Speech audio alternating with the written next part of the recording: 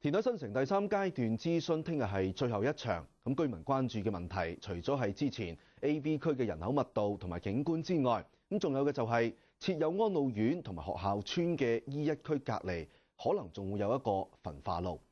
城規會會長崔世平就話：澳門嘅焚化爐同埋污水處理標準比歐洲仲要高，市民大可以放心。新城規劃嘅最後諮詢期延後到本月嘅28號結束，當中位於機場附近嘅 E1 區，目前規劃以居住同埋公共設施為主，連大型嘅污水處理廠都設置在內，令唔少居民擔心。北區民居附近長期被污水處理廠臭味影響嘅事件會再次重演。除咗污水處理廠之外，E1區旁邊更設有垃圾焚化爐，空氣環境令人擔憂。不過城市規劃學會會長崔世平大拍心口，叫居民唔使擔心。唔係見到個焚化爐空氣就污染嗱，呢個亦都唔一定正確。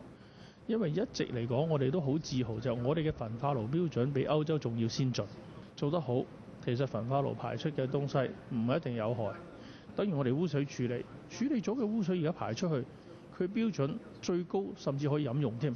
當然，基於心理元素，我哋唔會用嚟飲。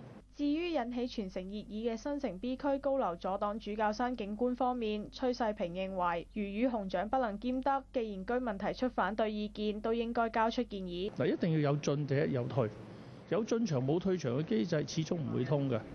所以而家我哋有晒退場機制，嗱，我唔准你起呢啲，唔想你起呢啲，啱㗎。但係咁你叫佢去邊度先？係嘛？咁如果你驚佢阻住個視覺景觀，呢個係一個處理態度。我哋喺我哋嘅講座亦都講到，佢只係牽涉2000個單位，咁大家市民係咪願意2000個全部唔要？崔世平認為市民可以喺公眾諮詢會上提出有效嘅可行方案，以便政府未來作詳細參考。澳亞衛視記者鍾文婷、梁家傑澳門報導。